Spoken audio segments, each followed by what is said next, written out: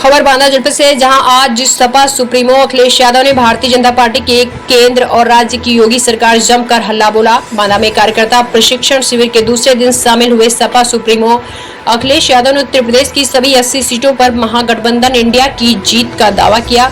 कार्यक्रम में मौजूद हजारों कार्यकर्ताओं को भारतीय जनता पार्टी के आरोपों को काउंटर करने के जहां तरीके बताए, वहीं सत्ता पक्ष के दो हाथ करने के लिए उनका हौसला भी बढ़ाया। बुंदेलखंड की सभी सीटों पर सपा सुप्रीमो खिलौने एक तरफा जीत का दावा किया और साथ ही एक तरफा जीतने की वजह भी अपने कार्यकर्ताओं से साझा की। आपको बता दें, बांदा में लोक जागरण अभियान के नाम पर समाजवादी पार्टी का 2 दिवसीय कार्यकर्ता प्रशिक्षण शिविर का आयोजन हो रहा था। आयोजन के पहले दिन मीडिया को दूर रखा गया था ताकि 2024 के चुनाव के लिए समाजवादी पार्टी की रणनीति पार्टी के बाहर न पहुंच सके। लेकिन आज दूसरे दिन सपा सुप्रीमो अखिलेश यादव कार्यक्रम में अगुवाई करने पहुंचे और कार्यकर्ताओं को संबोधित भी किया। कार्यकर्ताओं को संबोधित करते हुए अखिलेश यादव ने भारतीय जनता पार्टी के केंद्र और राज्य सरकार की तमाम खामियां बताते हुए अपने कार्यकर्ताओं के इन मुद्दों को जनता तक पहुंचाने की जिम्मेदारी थी, तो साथ ही भारतीय जनता पार्टी के लगाए जाने वाले आरोपों पर भी पलटवार करने के मंत्र भी दिए। सपा सुप्रीमो अखिलेश यादव के इस प्रोग्राम में हजारों की तादाद में मौजूद पार्टी कार्यकर्ताओं और पदाधिकारियों ने जोश और हौसले के साथ अपने नेता की हौसला अफजाई की। मीडिया से रूबरू सपा सुप्रीमो अखिलेश यादव ने बुंदेलखंड को भाजपा की सरकार में बदहाल करने का आरोप लगाया। सपा सुप्रीमो का कहना था कि सबसे ज्यादा आत्महत्या बुंदेलखंड क्षेत्र में हो रही है। सूखा और बाढ़ में मदद नहीं है, किसानों की हालत खराब है। बुंदेलखंड एक्सप्रेस के नाम पर क्षेत्र के साथ मजाक किया गया है। केंद्र सरकार का पानी पहुंचाने का वादा भी जुमला साबित हुआ और बुंदेलखंड से इस बार भारतीय जनता पार्टी को पत्ता साफ हो जाएगा। पत्रकारों और सपा कार्यकर्ताओं दूसरे विपक्ष के लोगों पर फर्जी मुकदमे लिखने और उनके घरों को बुलडोजर से गैर कानूनी ढंग से गिराए जाने को लेकर अखिलेश यादव आक्रोशित दिखे।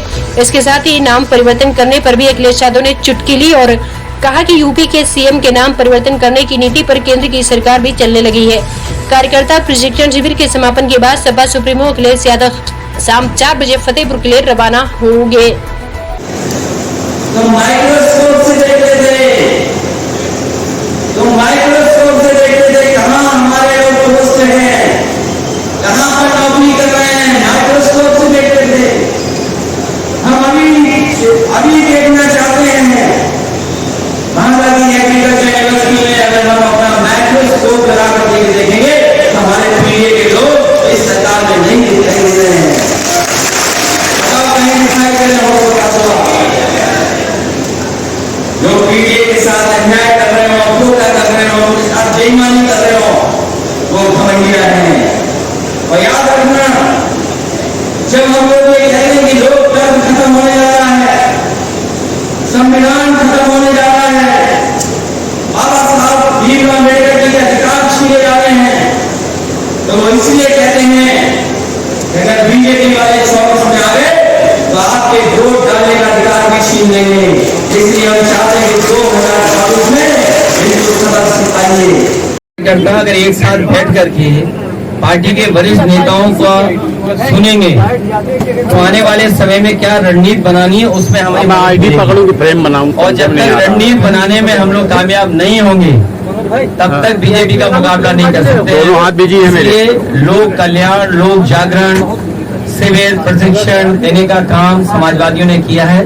मुझे उम्मीद है कि जिस तरीके से महंगाई, बेरोजगारी, भ्रष्टाचार और सरकार का घमंड, अहंकार स्वीकार न करना समस्या के लिए ये इनका पतन का कारण बनेगा। सबसे पहले खासकर ये बांदा और चित्रकूट और खासकर बुंदेलखंड, यहाँ के लोगों को डिफेंस कॉरिडोर के नाम पर, डिफेंस एक्सपो के नाम पर, इन्वेस्टमेंट के नाम पर बड़े बड़े सपने दिखाए थे। लेकिन आज भी 10 साल की दिल्ली की सरकार और जब तक चुनाव होगा लगभग 7 साल इस सरकार के पूरे हो जाएंगे। बुंदेलखंड वैसा ही का वैसा दिखाई दे रहा है। जहां गलत अलाइनमेंट दिया इन्होंने बुंदेलखंड एक्सप्रेसवे का, उसके कारण 15,000 करोड़ खर्च होने के बाद भी बुंदेलखंड एक्सप्रेसवे लोग नहीं है। अगर लोग चलते हैं तो उन्हें झूला झूलना पड़ता है सड़क पर चलने को। मैंने कहा कि अगर एक्सप्रेसवे की नकल ही करनी थी तो उसके लिए बुद्धिमानी और अकल की जरूरत थी।